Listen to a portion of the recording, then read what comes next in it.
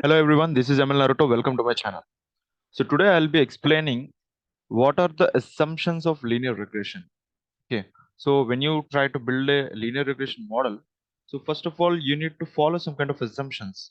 So based on those assumptions, you try to build any linear regression model. So what are those? So total we have some 8 to 10 kind of assumptions in our linear regression. So first of all, the first one is the popular linear regression model is the popular linear regression model is linear in parameters. So what does that mean actually? So we are saying popular linear regression.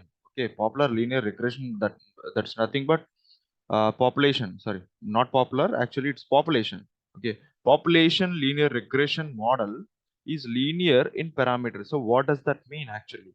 So our linear regression model is nothing but y equal to mx plus c, right? So this will be the uh, linear equation. And here we also have, by default, we also have some kind of another term, that is E here. E is nothing but the error.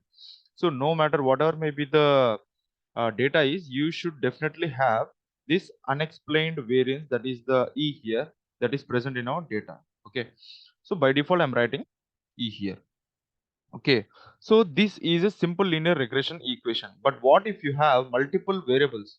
That means for multilinear regression model, you will have m1 x1 plus m2 x2 plus m3 x3, that is, and so on, plus c plus e. So this would be the scenario. Here, when you closely observe here, x1 and x2 and so on, x3, x4, and so on, are all those are nothing but the variables, that is independent variables. Okay, just leave about them, just focus on the slopes here. Okay, just focus on the slope, that is m1 and m2 and on m3 and so on. Okay, so what is the first condition here? Our linear regression model should be linear in parameters. So what does that mean? What do you mean by these parameters? So the parameters is nothing but this m1 is a parameter, m2 it's a kind of a parameter, m3 another parameter. So we are saying our m1 and m2 and m3 and so on, all these slopes should be linear. These should be linear in nature. So what does that mean actually? So what does that mean? So what do you mean by linear in nature? Linear in nature is nothing but this m1 and m2 should raise to the power of 1. Okay. So these are actually raising to the power of 1. Okay. So that means that is the nature of a linear regression equation. Okay. So if it is raising to the power of 1, then that would be the behavior of a linear equation. So this is the first kind of a assumption. Okay. Okay, and when you look at here, another kind of assumption is our for example, I'll explain with a graph here.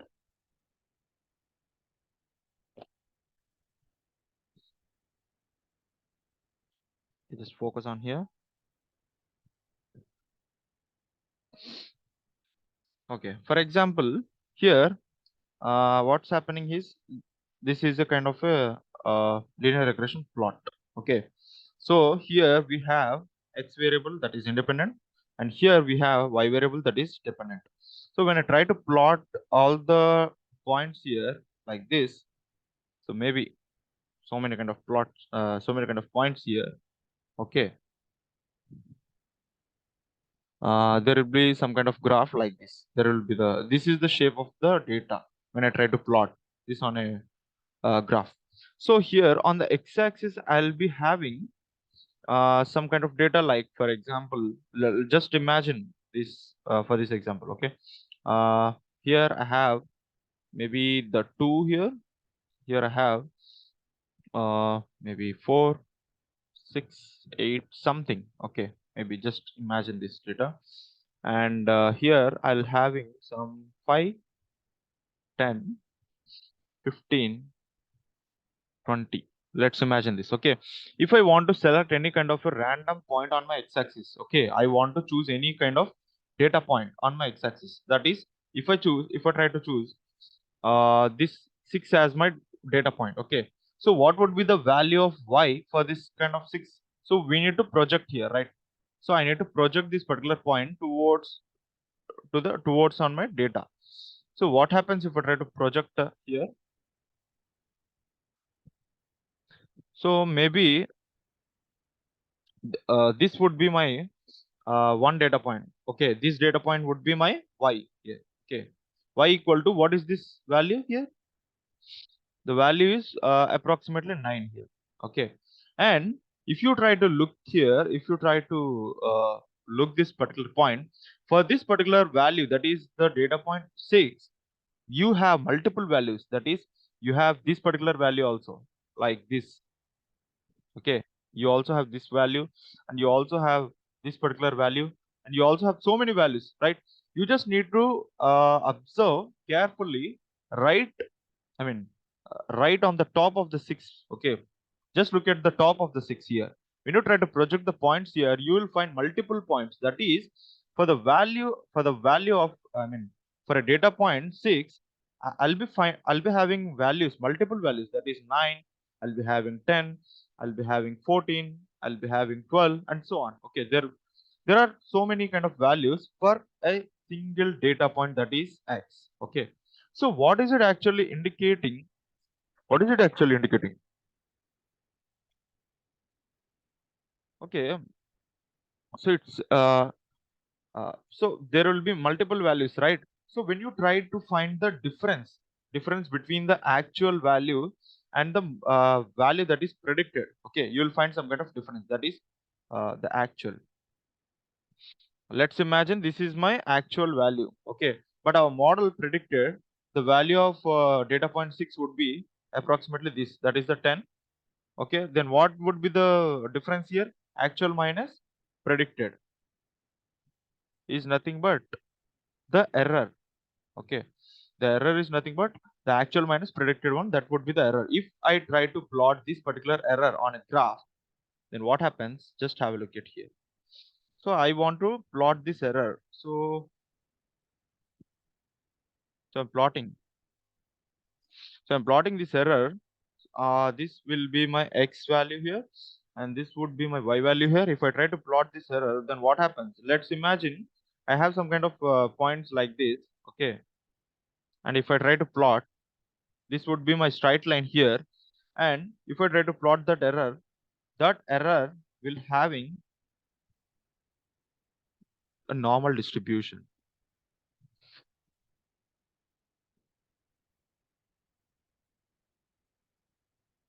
Okay, the error is actually having the normal distribution here. Okay, so what is the property of the normal distribution? The center value for any normal distribution, that is the mean value, would be 0. So if I try to plot this error on a plot, then the mean of this error would be the mean of this error that is I'll try to say here, mean of that error, mean of error E is equal to 0.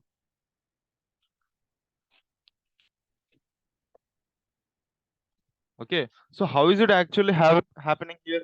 So how can I mean, how I'm actually saying that this error is 0? Why? Because when you try to, I mean, earlier in my videos I have already explained about the zero correlation, right? So what would be the case of the zero correlation here?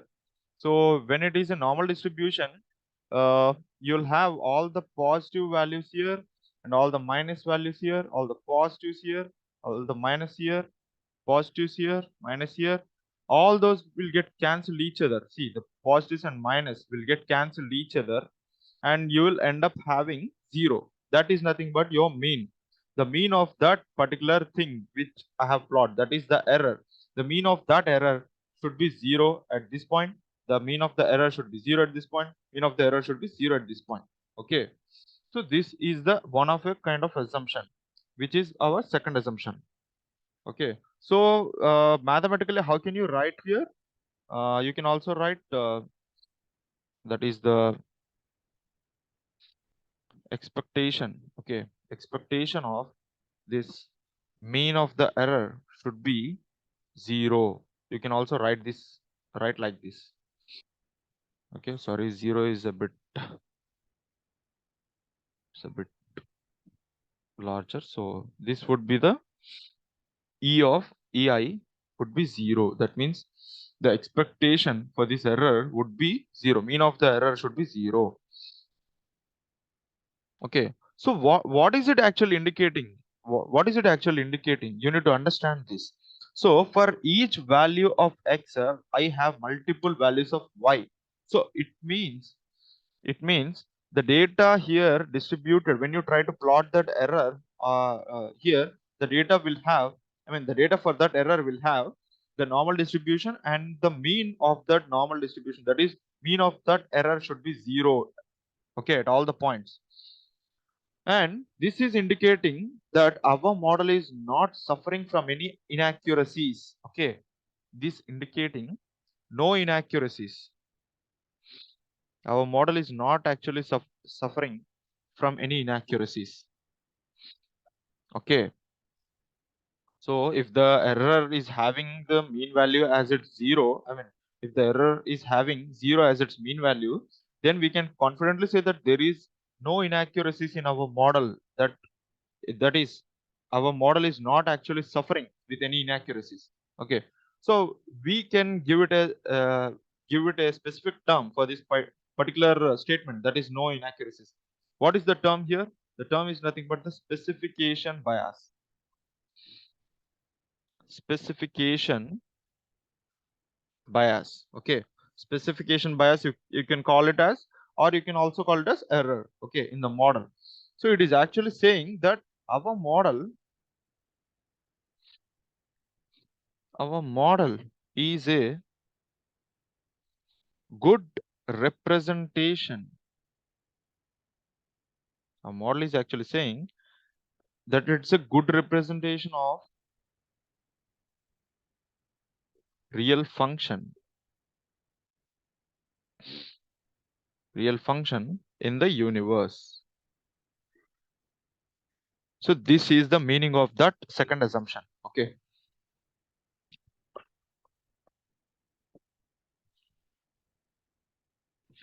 and you can also, I mean, you can also write this particular mathematical thing also like this. That is, EI would be my error. Okay, this is my error when it is normally distributed. Then it would be having the mean as 0. Then this, if it is having mean as 0, means it will actually belong to this normal distribution, that is where our mean is 0 and my standard deviation is this. Okay, so this would be the case here. You can also write this particular thing like this. Okay, so this is a second assumption.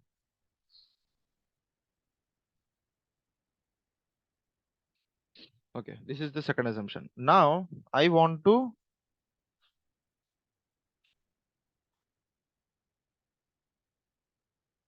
explain the third assumption. That is, okay, for example, this is my plot here. This is my plot. This is x-axis and this is the y-axis. When I try to plot something, I'll having like this. Okay, I'll be having uh, so many points like this.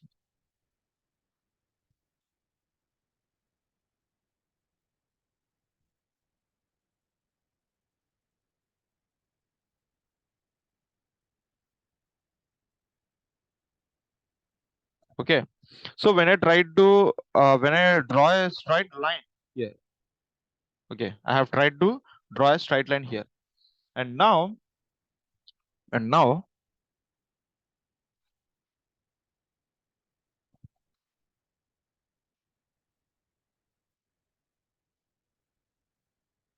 Okay, so we will have some kind of actual values, right? So I want to know what is the prediction of this particular point here. So let's imagine I have some 2, 4, 6, 8 data, and I have maybe 1, 2, 3, 4, and 5. I have this. Okay, I want to know what is the prediction for this, what is the value of this 4 here. So if I try to find this value, so what I'll be doing is I try to project this particular point on this here. Okay, so this point is actually falling on this particular point here. So I'll be saying that the value of this particular point is, I mean, 4 comma uh, let's say 2.5. Okay, why? Because it is actually between this 2 comma 2 and 3, so I can say it is 4 comma 2.5. That point is okay. But when you look at what if the value is, what if the value here is the actual value for the 4 is, let's imagine this is the actual value. Okay, and when you try to look at this particular point, that point would be 4 comma 1 actually. Okay, see here, the distance would be this. Okay, but when I try to plot this, I want to predict what would be the value of y for my x equal to 6. So I want to plot here. So I have tried to projected this particular uh, projected this here onto my best fit line here. So what would be the value here? So this would be my value. That is, here I'm saying my value would be, my point would be 6 comma 5. Okay, but here I have decided, but I have come to know that my actual value would be this. Okay, let's imagine this. And what would be the value here? This would be my value. So my x value would, my point has this kind of a shape, like uh, it is 6 comma 3 here. Why? Because this is the actual point. So when you observe here the distance, see, when you observe the distance here at this point, the distance is somewhat minimal. But when x-axis is increasing, that means when I shift my focus from 4 to 6, the error difference is also actually increasing. And when I try to find what would be the prediction for the point 8 here, okay, I'll try to plot this particular thing here. See, I have already tried to plot this particular thing here. Let's just extend this particular thing. Okay, just extend this. This is 6, 7, 8. Let's imagine this. Okay, and when you try to project this here, this would be your point here. That is, the point would be 8 comma 7 in actual. This is the predicted one. This is the predicted. This is the predicted. This is the predicted. But what are the actuals here? Actual, actual. And now again, when I try to find this particular point, 8 comma 7 would be my prediction. And when I try to find the actual one, this would be my actual thing. Okay, when I try to plot here, see, this would be the point here. That means 8 comma 4 is my actual one. Okay, so look at the distance, look at the difference of the error here. So the error is actually keeps on increasing. When x-axis is increasing, the error is also getting increased, right? Did you get that? When I try to increase the value of x, when I try to increase the value of x, the my error term will also be increasing. Okay, so this should not be the case. Why? Because our assumption would be whatever may be the value of, whatever may be the value of x. Okay, whatever may be the value of x, whatever may be the value of x, the error should be, the error should be similar. Means, for example, when you look at the difference should be minimal, right? So when you try to compute this particular error, this should also have the same kind of difference. Okay, this should not be larger, and this should not be smaller. This should not be larger. No, this should not be the case. Why? Because this is our prime agenda. That is, I mean, this is our primary assumption. The error will also, I mean, uh, the error should be similar for each and every data point. That should not be the case. Like whenever x is increasing, the error should also be increasing. No, this should not be the case here. Why? Because in such cases, in such cases, our model would be unreliable in the production. Okay, our model would be unreliable in the prediction in the production. So the error term represents the impact of the variables. What is the error term here? The error term is actually when you have some kind of error, that is when you have some kind of difference between the actual and the prediction. That means there is some kind of factor involved, but we are not actually considering that factor here. Okay, see, there is some kind of error. Error is nothing but actual minus prediction. So you will get some kind of error. Okay, you will get some kind of error. So this error is actually due to some kind of factors. Okay, this error is due to the factors which we are not considered in our model, which are not considered, which are not considered in our model. Okay, due to this we are getting some kind of error. Okay, and when the error is not similar for each and every data point, and it is actually increasing when the x is increasing, and it is actually decreasing when the x is decreasing, then if this is the case, then our model would not be reliable in the production itself. Okay, so this is the third important assumption.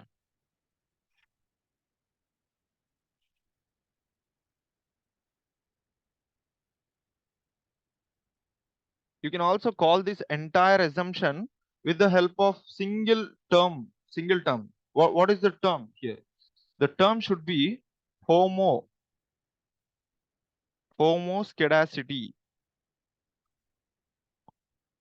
Homoscedasticity.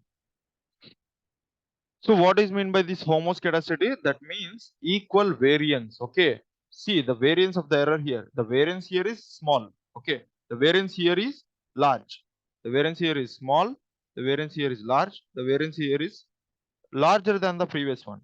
So that should not be the case. The variance of error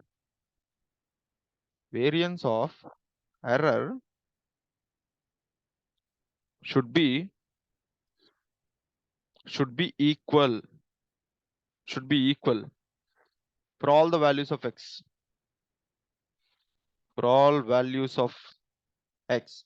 Then our model would be in a condition which is homoscedasticity here, right?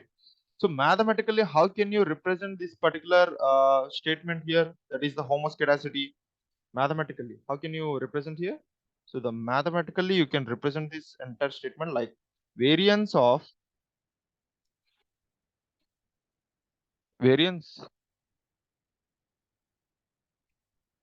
is equal to ei minus e of ei by xi whole square.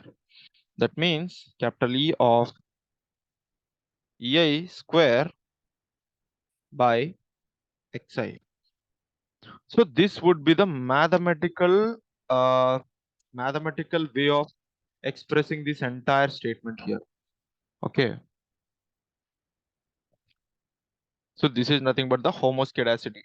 If this particular condition is violating, that is, if the condition of homoscedasticity is getting violated, then our model would be in a condition where that is heteroscedasticity.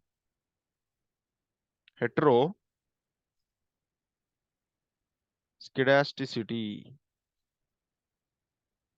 If this is violating, then this would be the condition.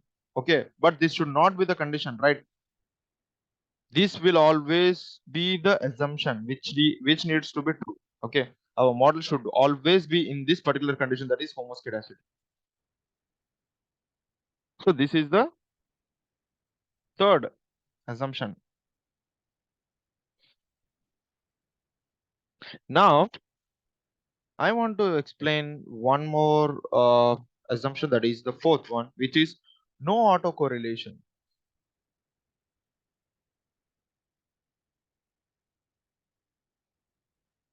No autocorrelation between the errors. So what does that mean actually? No autocorrelation.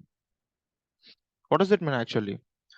Given any two values, okay, given any two x values, that is xi and xj, the correlation between those two x values should be some kind of error. For example, if I try to plot this, okay, so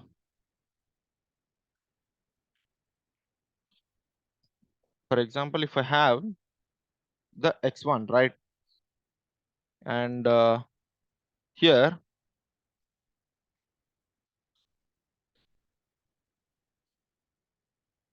this would be the x2, and when I try to plot this, the correlation between those two should be zero. Okay, this should not be the correlation here.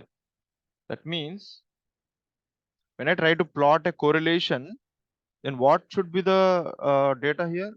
The data should be like this.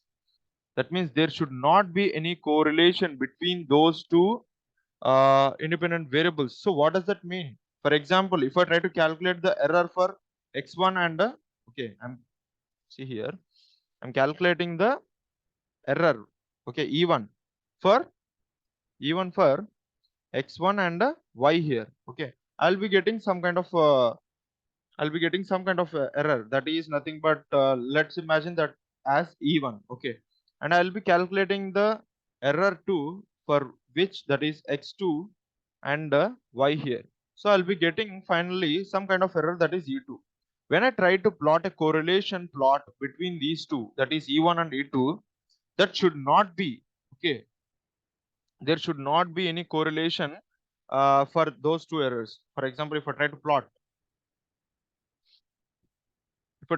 between this E1 and E2, there should not be any correlation between those two, E1 and E2. The correlation should be zero.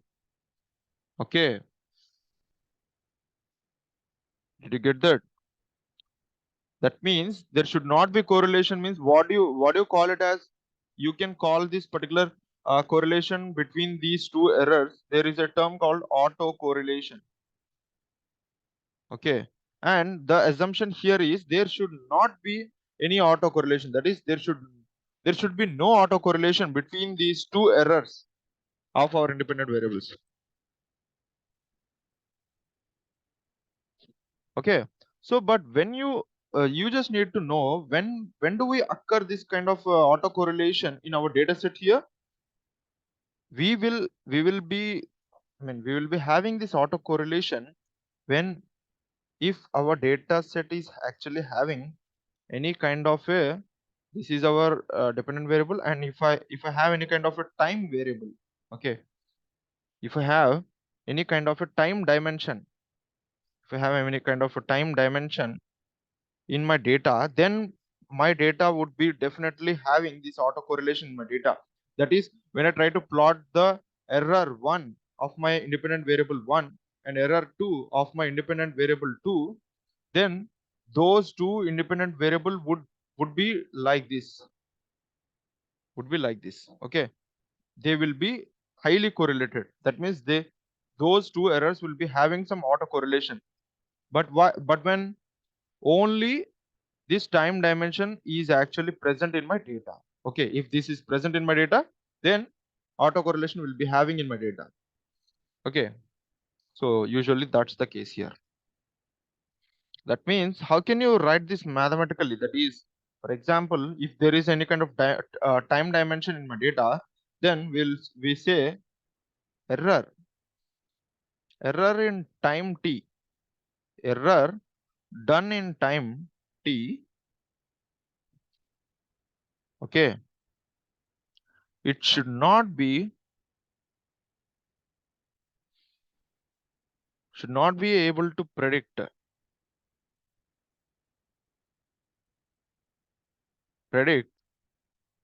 the error in time t minus 1. Okay, initially I have an error that is E1 for x1. Okay, and I also have error E2 for x2. Okay, if this error E1 has been occurred in the time t. Okay, and if this error E2 has been occurred in the time t minus 1. Okay, this error, that is E1, should never predict this E2, or E2 should never predict this E1. Okay, there should be no correlation between these two. That is nothing but there should be no autocorrelation concept. That is our fourth assumption here. Okay, now we'll be moving to the fifth assumption. Okay, so this is our data set here. So this is our data set. I'll be having y as my dependent variable, and I have x1, x2, and so on. So many kind of variables here. Okay, but the assumption should be number of data points, that is rows. Rows must be greater than the columns here. Columns to be estimated. Okay, this is a kind of I mean, did you understand? The rows means the observations here. Rows are nothing but the number of observations. Okay, we are actually saying the number of observations should be greater than the columns, means our independent variables here. Okay, so this should be the standard assumption here. Okay, why are we actually assigning this particular condition here, that is the rows should be greater than columns? Then what happens if rows are actually not greater than the columns here? What happens then? Our model will be fall into the zone, that is the curse of dimensionality.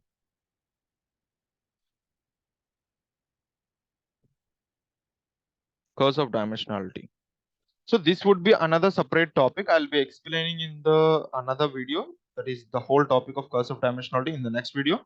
But for now, just understand, if rows are not greater than the columns, then our model will fall into the zone, that is the curse of dimensionality. Okay. So we need to ensure that do we have any kind of enough rows? Okay, do we have enough rows which are greater than the columns? We need to ensure that. Okay.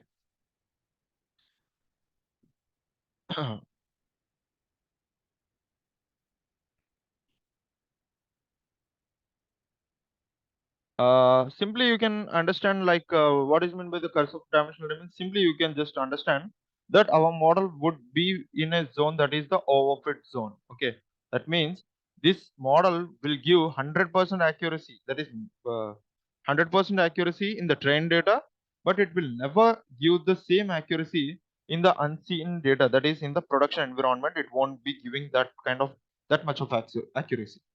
So you can assume the curse of dimensionality like this. Okay, the result of curse of dimensionality. Okay, this is the fifth assumption. Now we'll be moving to the sixth assumption. Our data. Okay,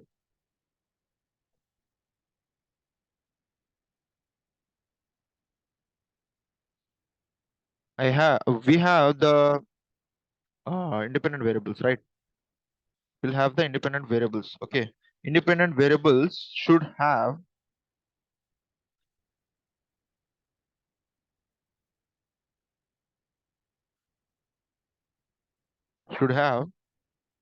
equal variance, which is nothing but the earlier point itself. That is, I have already told you that the error difference would not be the uh, I mean, the errors should be, this is the E1, this is the E2, this is the E3. When you try to plot this, the error difference should be the same. Okay, this should not be the case. So this is the same kind of point here. So I'm not considering it here. So instead, I'll be so Instead, what I can say is our data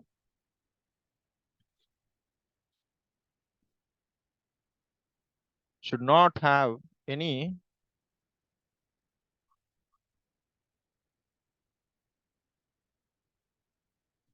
outliers present in our data. Okay, if there are any kind of outliers, then what happens is, let's have a look at here.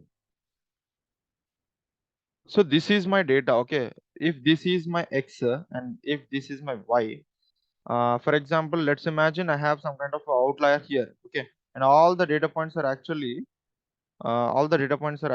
lying like this. Okay, this is my data. Okay, all the data points are actually at somewhat closer, but one data point is actually very far from all the remaining data points. So this is nothing but an outlier. So when I try to fit my linear regression model here onto this data, then what happens? I may get the model. I may get the model like this. Okay. Then what if we don't have any kind of outlier? Let's imagine we don't have any kind of outlier. Then this would be my x. This would be my y. For example, I have the same data here.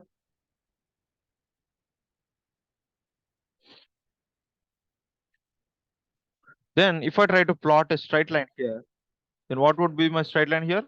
So this would be my straight line. See the difference here. This outlier is actually uh, distracting my model. This outlier is actually attracting my model towards it.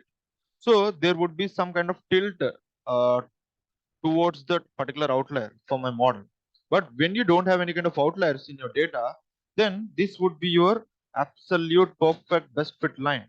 This would capture maximum possible number of data points. Okay.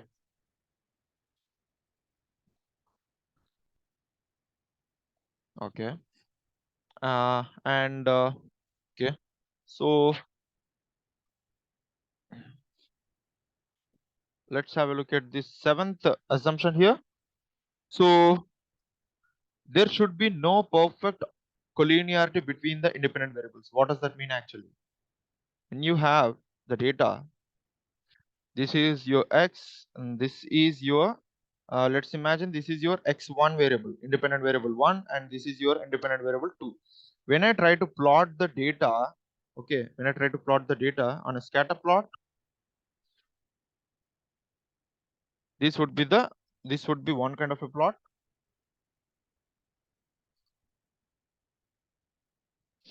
And when I try to plot the same when I try to plot the plot for the same kind of variables x1 and x2, then what happens is,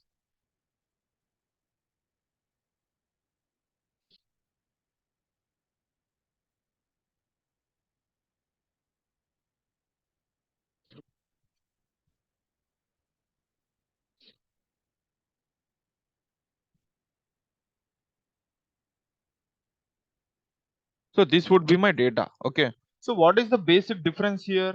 This particular data is having perfect collinearity. This data is actually having perfect collinearity. So how can I say that? Why? Because when I try to plot this data here, my data is actually in the straight kind of a line here. Okay, but when you try to plot this data again, when on some kind of different variables, let's imagine this is the maybe x3 variable and this would be the x4 variable. Okay, these two are the different variables and these two are the different independent variables. For these two independent variables, I'll be having, I'm having perfect collinearity. But for these two variables, I'll be having the shape like this. This means this is not that perfect. Okay, this is not a perfect collinearity. Okay, so now you have come to know that this is a perfect collinearity and this is not a perfect collinearity. And what is the point here? The point should be there should be no perfect collinearity between the variables. That means ideally we would expect our data would be like this. That means when I try to plot any graph between our two independent variables, the graph would be like this. Okay, the graph should not be like this. This should not be the case. This should be the case here. Okay. If there is any perfect collinearity in our model, then what happens? This won't affect the see, for example, if I having this kind of a graph here, okay, if I having this particular perfect collinearity in my data, then what happens? This won't impact, this won't impact model accuracy, this won't impact model accuracy, but our model won't be explainable, but model won't be explainable. So what does that mean actually?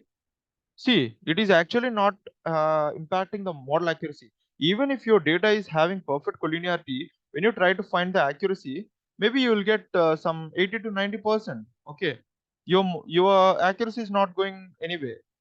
But when you try to evaluate the coefficients here, all the coefficients, all the slopes here, that is the m1, m2, and so on, m3, and so on. But these coefficients will definitely gets impacted. I mean, these coefficients may change. Okay, so due to this fact, you can't explain or you can't interpret the model. For example, I want to know what would be the value of. For example, I want to know. See, I'll tell you. Okay, if my data is having perfect collinearity, then what would be the limitation here? Then what happens is, this is my x, this is my y. Okay, so if this is the data here, I want to know what happens if one unit of x, let's imagine this is x1. One unit of x1 increases, then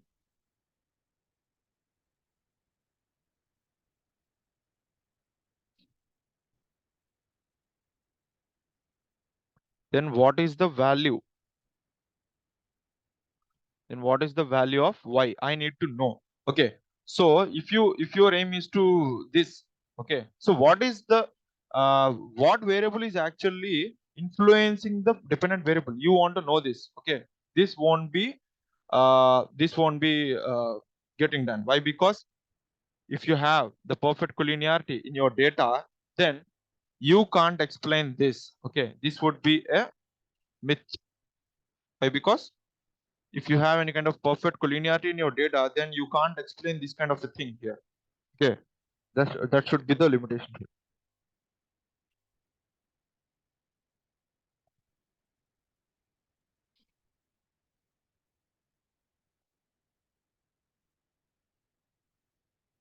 And the last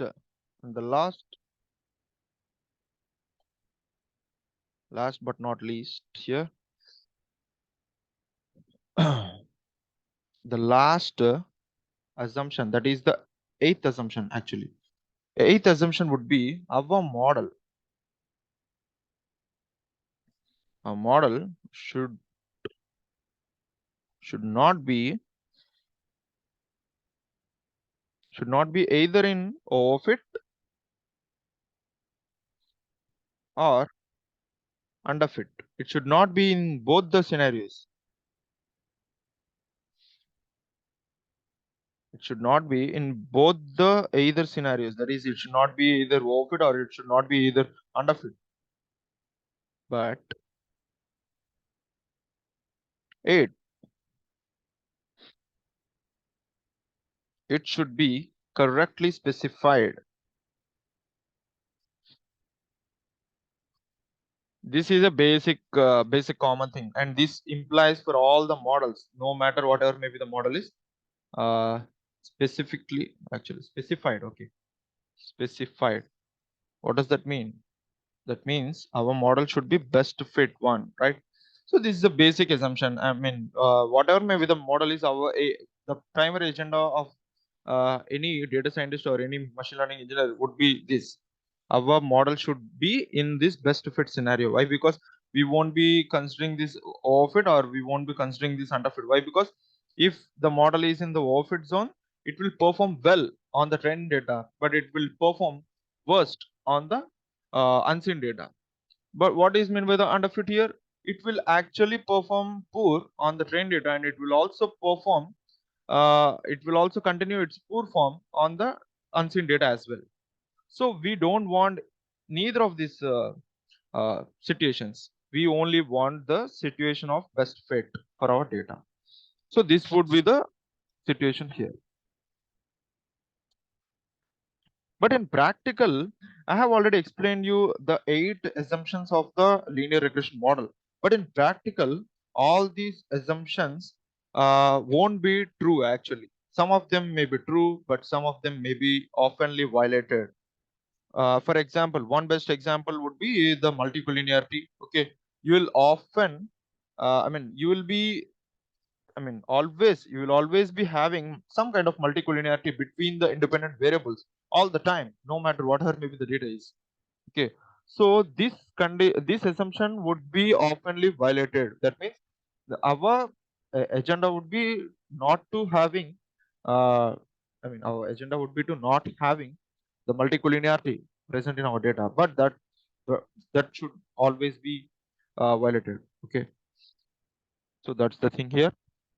And what happens if these violations are, uh, if these assumptions are actually violated, then what? How to check those violations here? So how to check?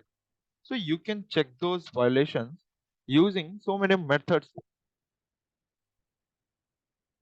Now I'll be explaining those methods here. So those, for example,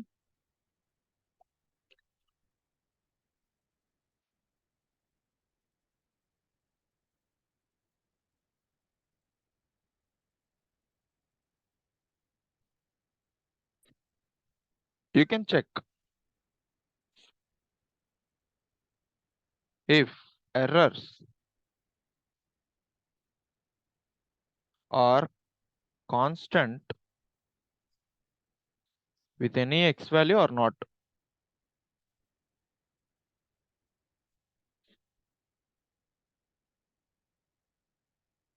Okay, if you want to check if all the errors are actually constant for any x values or not, if you want to check this, so how to check that? You'll have so many methods. First method is the Levin's method, and you can also have this residual versus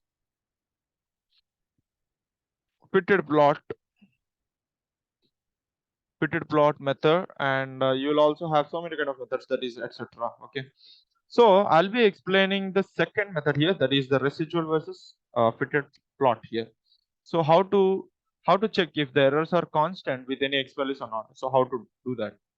So for that, I'll be drawing some kind of graphs here.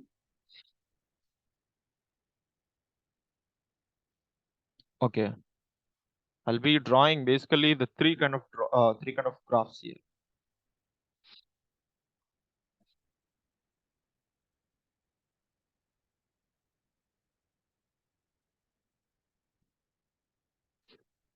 Okay, so let's imagine. Okay, this is my x-axis, this is my y-axis.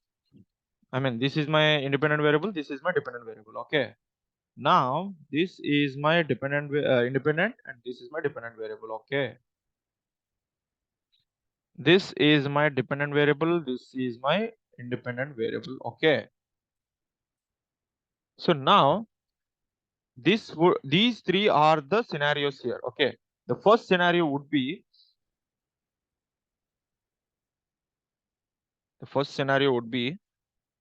your data would be having like this. Okay, a huge scatter. There should be a huge scatter in your data like this, and this data would be having like this. For example,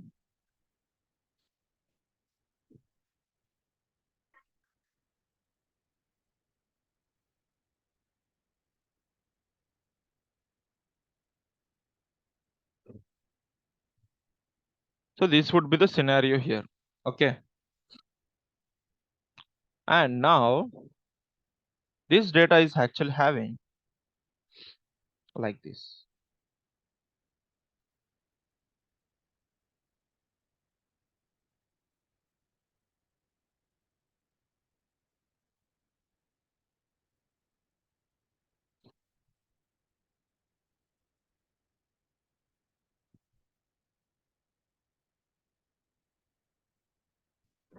Okay, these three are the scenarios here. So first, let's talk about the first kind of a scenario here. So this, when you try to observe here, all the data points are actually in a constant range here. So not one point is actually when x is rising, one point is rising and another point is reducing. This is not the case here. All the data points are actually constant at all the values of x. Okay, so you can say this is a constant. This is a constant one. So with all the values of x, okay, constant with any value of x, okay. And when you look at here, this is not a constant, okay. This is not a constant. Why? Because see here, initially when the x values are lower here, the error, the difference between the errors is also the lower here. But when the x values is increasing, then the difference would be the huge here. So this is not a constant one. This is not a constant variance here, but this is a constant variance. Okay, with any x value. And when you look at here, this is a non-linear here. This is a non-linear kind of a thing. Why? Because see the curvature here. This is the curve, right? So it is actually forming some kind of a curve. This is not a linear. But when you look at here, this is a kind of linear. This is a kind of linear. Okay, these are all the kind of linear, but this is a non-linear thing here. That is some change needed to our current model. Why? Because this is not in the good condition here, because it is actually forming some kind of a curve here. So it needs some change in our model. Okay, here no change is needed. Here no change is needed. Why? Because this would be the ideal scenario for which we consider this as the best kind of the scenario here. Our data would be in this particular form. Our data should not be like this, should not be like this. Our data should only be like this. So this is the thing here. Okay, now this is the end of the session. See here, I have explained too many concepts here. Just don't neglect all these assumptions. Okay, these are all the assumptions. I know that, but these explain the behavior of your model itself. Okay, assumptions are nothing but uh, these are all actually the behavior of the model. Your model will behave absolutely fine when your data is in these conditions. Okay, and your data is in the range of these assumptions. Okay, see, we have seen a total of some eight assumptions, I think. So one, two, and this is the three here. This is the fourth assumption. This is the fifth assumption, sixth, seventh, and this would be the final assumption, that is the eighth here. And this is the finally the test here. How to test if your assumptions are some kind of, if you some of your assumptions violated. For example, the variance, the homoscedasticity has been violated here. So how to check that? Using Levin's test or using residual versus fitted plot here. So using these all these things, you can say that your model is in the good condition or in the bad condition. So in the next videos, I'll be explaining the main topic of the, important topic of the curse of dimensionality, and then I'll be explaining all the remaining part, that is the shrinkage models. That is nothing but the regularization part, which is when it comes to the regularization, you'll be having some lasso and rich regularization. Those are the important one. Why? Because in the real world scenario, that means when you try to, when you try to uh, perform linear regression, in reality, you won't be using this simple linear regression and you won't be using this multi-level linear regression.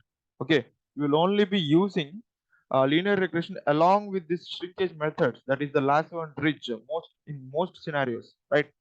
So this would be the case here. So why are we using with lasso and ridge regression part? Why are we not using this simple linear regression? I'll be explaining all the things here in the next video. So by that, just try to, if you like the content, just subscribe here. So I usually won't I usually won't ask this, but now I'm just asking why, because even though, I'm working hard, I know that I'm a newbie here, so in this YouTube kind of a stream, I'm a newbie, so that's why. Yeah, but even though I'm trying very hard, okay. So if you if you are just satisfied with the content that I'm uh, dumping on the YouTube, just hit a like and share with your friends who are interested, who are interested in the data kind of fields, maybe data science, machine learning, AI, and so many things, computer vision, NLP, what are the things. Yeah, in the coming months, I'll be talking about the deep learning also. So just stay tuned to my channel, and I hope you have got some better understanding about the linear regression. Now I'll see you in the next video. Until then, bye. So good night. Take care.